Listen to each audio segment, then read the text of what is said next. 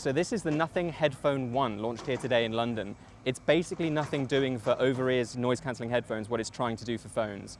A cheaper, but still not cheap option that undercuts the likes of Sony and Bose and Sennheiser, but offers a pretty close to the top-end experience for over-ears headphones. As you can see, the big headline here is they look pretty wild. You know, this is not a pair of headphones that looks anything like anything else on the market that I've seen. So on the design front, things don't just end when it comes to this interesting cassette look on the side of the headphones. They've also put a lot of thought into different controls.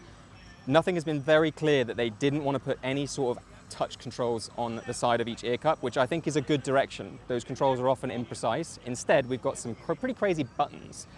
On the right ear cup, you get a scroll wheel, basically, that lets you adjust volume and you can press it to play and pause.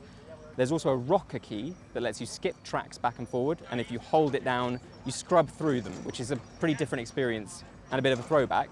And then on the outside of that ear cup, there's a final button that's programmable and you can choose to let it do whatever you want, basically. It can launch an AI assistant, it can swap apps for you, whatever you choose, which is a nice amount of control. Finally, on the bottom, there's a very, very satisfying on-off switch that means you're never going to wonder if you left them on standby. You can look at it, if it's red, it's off. Pretty simple, but really well-made and elegant.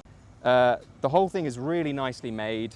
We've got a lot of flex. It's really sort of premium in the hand, and I've been wearing them for a week and I'm really impressed by the level of comfort.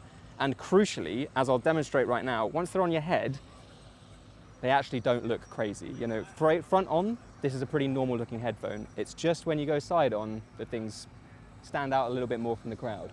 Whether that's your thing or not is going to be pretty personal. I was skeptical, but I've come to be really quite fond of the design. I think that it will be one that divides people.